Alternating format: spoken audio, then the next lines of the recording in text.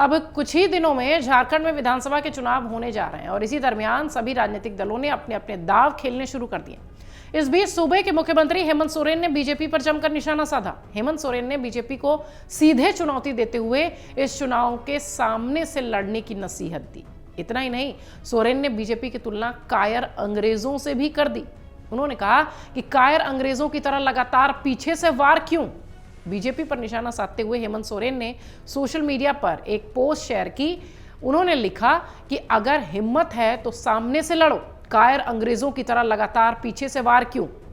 ED, कभी CBI, कभी कोई एजेंसी, कभी कोई और, अब अरबों रुपए खर्च कर दिए मेरी छवि बिगाड़ने में, अजब हालत है। झारखंड के सीएम आगे लिखते हैं कि करोड़ों रुपए खर्च कर देखिए ये कैसे नफरत, हिंसा, सामाजिक विद्वेष और मेरे खिलाफ झूठ फैला रहे हैं। हेमंत सोरेन ने अपनी पोस्ट के आखिर में एक स्टोरी लिंक भी शेयर की। इसमें अगर देखिए तो इससे पहले हेमंत सोरेन ने विपक्ष पर निशाना साधते हुए कहा कि ये लोग माँ और बेटियों की बात करते हैं।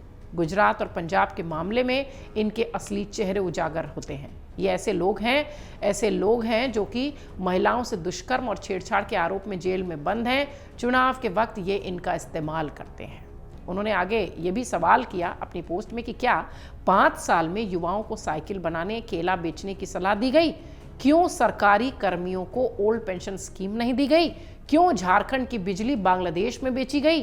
क्यों सेविका, सहिया, पारा शिक्षकों पर लगातार लाठियां बरसाई गई? क्यों बच्चियों की पढ़ाई के लिए कोई योजना नहीं लाई गई? क्यों बहनों के लिए मैया सम्मान योजना नहीं लाई गई? क्यों लगातार बिजली बिल बढ़ाया गया? ऐसे अनगिनत सवाल हैं।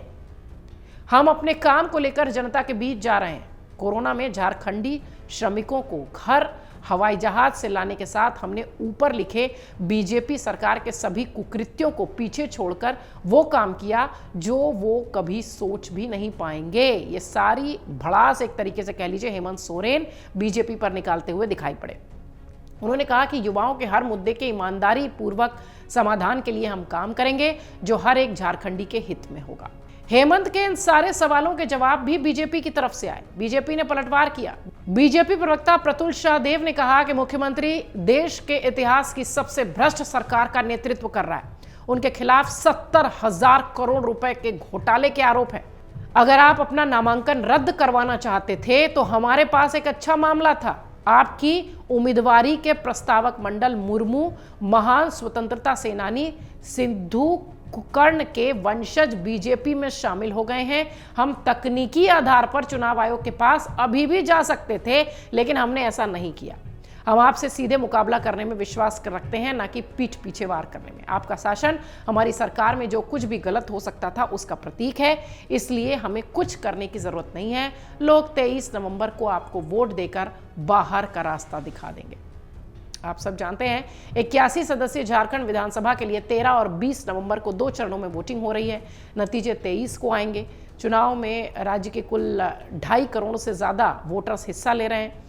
इनमें 1.31 करोड़ के आसपास पुरुष हैं, 1.29 करोड़ के आसपास महिला वोटर्स हैं और इसके साथ ही जो पहली बार फर्स्ट टाइम वोटर्स हैं वो लगभग 12 लाख के आसपास हैं जो अपने वोटिंग का इस्तेमाल करेंगे।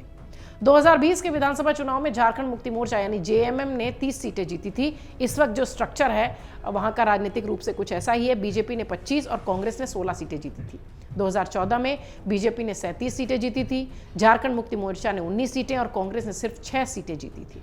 तो पिछले दोनों विधानसभा चुनाव के बाद अब ऐसा माना जा रहा है कि इस बार एक बड़ा बदलाव झारखंड के चुनाव में देखने मिलेगा। शायद इसीलिए इस तरह के आरोप प्रत्यारोप का दौर चल रहा है। शायद इसीलिए बयानबाजियों का बाजार गर्म है। अगर आप ये वीडियो YouTube पर देख रहे हैं तो हमारे चैनल को सब्सक्राइब कर बेल आइकन दबाएं और Facebook पर देख रहे हैं तो हमारे पेज को लाइक करें।